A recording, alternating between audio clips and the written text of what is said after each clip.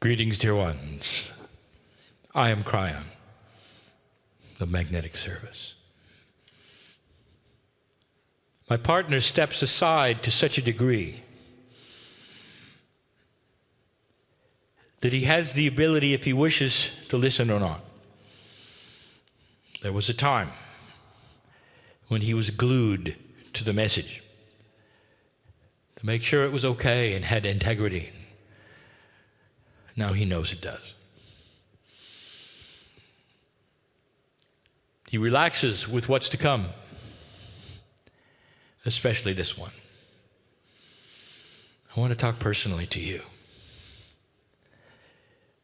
about what you believe. I want to introduce to you a concept that you didn't expect. Beautiful. Dear ones, as human beings, you learn certain ways. When you were a child, most of your learning was by what was taught. What your parents gave you, what they taught you, what you learned in school. Your minds were like sponges and they took it all in. It shaped the way you thought and what you did and what you believed. When you became older, you had your own experiences to alter that. You had free choice to move, perhaps in a slightly different way than your parents gave you. And that became more conceptual. So you can see there are really a number of ways to learn. Most learning is done in a linear fashion, and it still is. Let us say that there was a concept of enlightenment that was new and that you wanted to know about, for it expanded the horizons of what you thought. And so you would then go to a meeting with pencil in hand. You'd go through the processes, the steps, you would learn, you'd write, you study, you practice. That's linear. It's tough to teach in a non-linear way, if not impossible. This is not an indictment of the process. It's an exposure of a new way of thinking. An exposure of non-linear teaching and receiving. And we've got some examples. And then something I want to tell you as well. It cannot be a process, dear ones. It cannot be a process. And everything to this point has been one. My partner, in his linear way, has put the items on the board for you to see. Number 1, number 2, number 3. It's the best he can do. Although they are conceptual, he still puts them one at a time on the board. Even in that, there's a bias for the one at the top is supposed to be the more important, the one at the bottom, the least. It's not that way. But that is the bias of how the human learns. Almost everyone in here has had the beauty and the opportunity at some age to fall in love. I would love to take you there now. In remembrance, if you're not already aware, what that was like. Everything was fine. Didn't matter whether you had food the next day or not. Didn't matter what your friends thought or not. You were glued to the other person, and you were in love. And if it was reciprocated to the same degree, the world was perfect. It didn't matter who was fighting who or what was on the news that day. It didn't matter. Because there was a concept that was not a process, that is unexplainable, that you were sitting in the middle of it and cooperating with the other. a state of mind. And if I ask you right then, do you believe in love? You would give me a treatise. Poetry would flow out of you, even if you weren't a poet, because of what you were feeling. Belief was 100%. And you never wrote anything down. You never went to a workshop. Now this is what I want to show you. There are stages of belief, but they're none a process. Not one is a process. You're reaching an evolutionary stage of development where you cannot learn the same kind of things in a linear way. Now, don't get me wrong. The teacher can present them in a linear way, give them to you so that you can process and not become a process. You can cognize them. A new word. Cognize means that you pull them to yourself. You experiment with them until they are you. You don't learn them. You become them. So the best teachers may give you linear things, but you're going to have to take those linear things and cognize them as a way of being.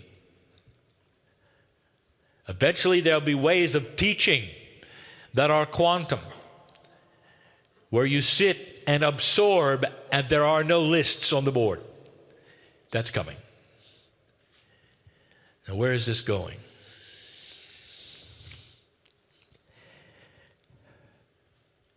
Let's say I ask you a question right now. Now, this is a rhetorical question. You don't have to answer it, but I would like you to think of it as a real question, or set of questions that you answer not out loud, but almost. I want you to think the answer. And it starts easy. Do you believe in God? And you will say, yes. And then it starts to get harder. Do you believe you have a purpose in life that is related to the Creator? Do you believe in energies? Do you believe you lived before? Do you believe there are energies in your DNA you're not aware of? Do you believe that you were seeded from those from another planet? Do you believe the galaxy teems with life? Do you believe that sound and color can change the personality of a human being? Do you believe? Do you believe? Do you believe that consciousness will win over matter? Could you create things out of nothing with your mind? Could a group of human beings with pure intent change the weather? Yes or no? Now, here's what happens. Even in an astute group like this, who has traveled all of the distance, genuine light workers, pure intent, in love with God, you'll all say yes to all of them. I know who you are, and I know you don't mean it. Is that shocking to you? Here's a new concept, and I want you to think about this. When you were little, and you were uncertain, if you were fortunate to have loving parents, they'd take your hand and all was well. If you were afraid to go to new places, or it was upsetting or frustrating because you didn't know what was happening, you could always reach up and take your father's hand or your mother's hand, and it was fine. For they were a shield against that which was uncertain, and eventually moved you through it. And as they moved you through it, you cognized it. It became your reality, and the next time you were not as afraid. Some of you have lost the parents that did that. Some of you know that you have become your own hand to hold. There is no one bigger. Or is there? I want to invite you to a new concept. Listen to me. When I ask the question, do you believe in this and that and this? When Spirit asks the question, do you believe in this or that? It's not the voice in the sky judging you. I want you to be able to say and have the right to say, I'm not certain. I'm not certain. And at that moment in time,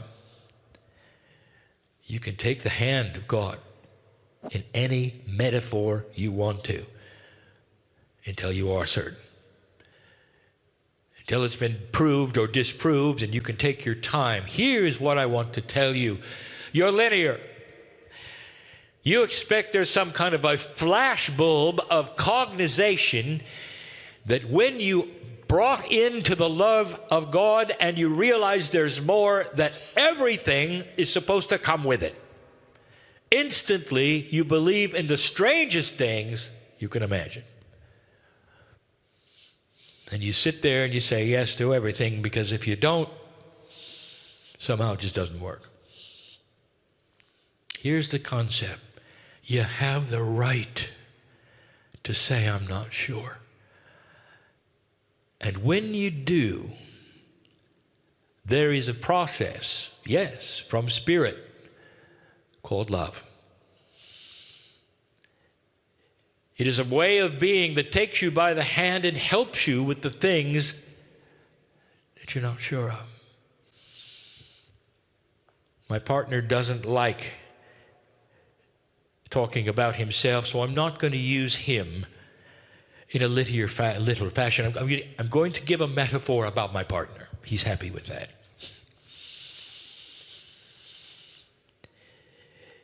When the engineer was looking at Cryon, he laughed. For it was not his reality. He was practical and stubborn. Now that he's a light worker, he's practical and stubborn. You see, those don't matter. He was looking for a house in the fog. A house he was told was there. He was told he was there by his spiritual guidance. That is, when I first came into his life with the concept of benevolence and love and largeness of spirit, he felt it. He wanted more, and he looked for it. There are those who told him not to look for the house in the fog, because if he found it, it would grab him and take his soul. But he looked. He couldn't help but look, because it felt so good. As an engineer in simplicity, he wanted to find the house in the fog, open the door, and feel he was home. It's a metaphor. Eventually he did. He couldn't see the house until he got right up to it. So shrouded it was. He was told pure intent. He had to ask. He had to want to. It wasn't going to show itself. He had to search, and he did. He opened the door and he found the house, and there he was in the house in the fog. And there were all those around him and said, wait till you see the rooms. Oh, they're filled with magic. And this is where my partner had the problem.